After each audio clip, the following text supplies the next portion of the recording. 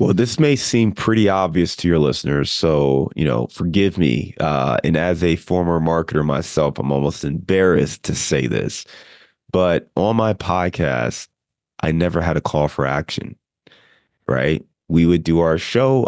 My call for action was to subscribe, follow, share the episode, but never to join my list and start to build a relationship offline or in the mediums where I could have a little bit more control.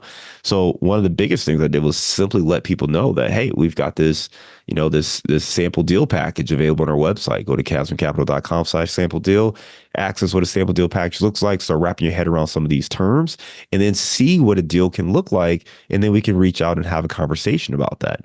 I never told people we had this on the podcast. Now, if you were already on my email list or if I were somewhere else, yes, I would share that, but I never talked about it on the podcast. So one, just highlighting some of those things that we had on the podcast was very helpful. The other thing which was very helpful for me was people need to have conversations with people who are like them.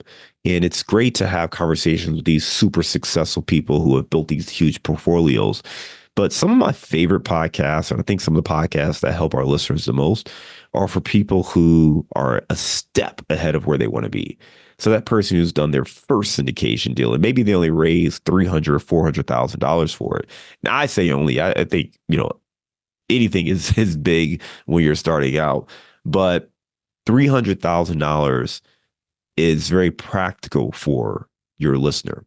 When I talk about, hey, this is somebody who's raised $50 million, they can't equate that to where they're at. It's too far of a leap.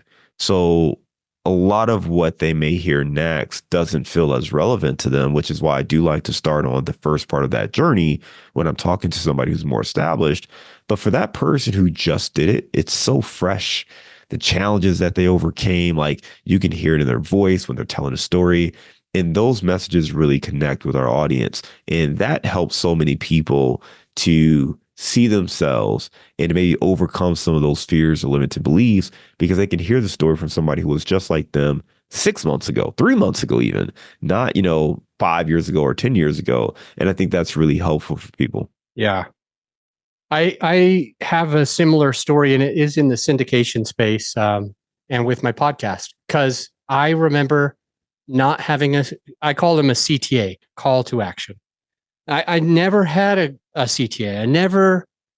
I don't know. I think I had a limiting belief, and you can tell me if this was you at all. It might be the listener. I think it's probably the listener. You tell me if you agree. But I think I had some type of limiting belief that if I offered for my listener to join my passive investor list or anything else, coaching, then they would think that I was doing my podcast for the wrong reason. And then that would make me look like a bad person who was greedy and only wanted money. And so I never offered it. And I started that podcast in 2016, 3.5 years later, in the middle of 2019, I had all these extra episodes. So we did 30 ads in 30 days. I did 30 episodes, and all of them had an ad that basically said, if you're ready to invest with us, I'm ready to have that conversation with you. All you got to do is scroll down, click, and book a free call. And we can talk about working together. So I did that, and we had approximately 20 conversations in 2 months. So I did it for 30 days, but some people didn't listen immediately.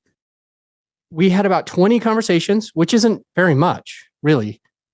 And we raised about $10 million of pre-commitments, more than we had already had. And so it ended up making a huge difference. And really, the only thing that I did was threw out a bunch of ads for a month, and we had $10 million more just waiting. One of the guys had $3 million just by himself. He's like, hey, I want to invest with you. So he kind of did most of it.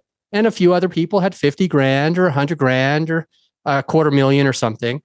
And it ended up doing pretty good. And just like you said, John, it went from never having a call to action, like join my list, to now I've got a call to action.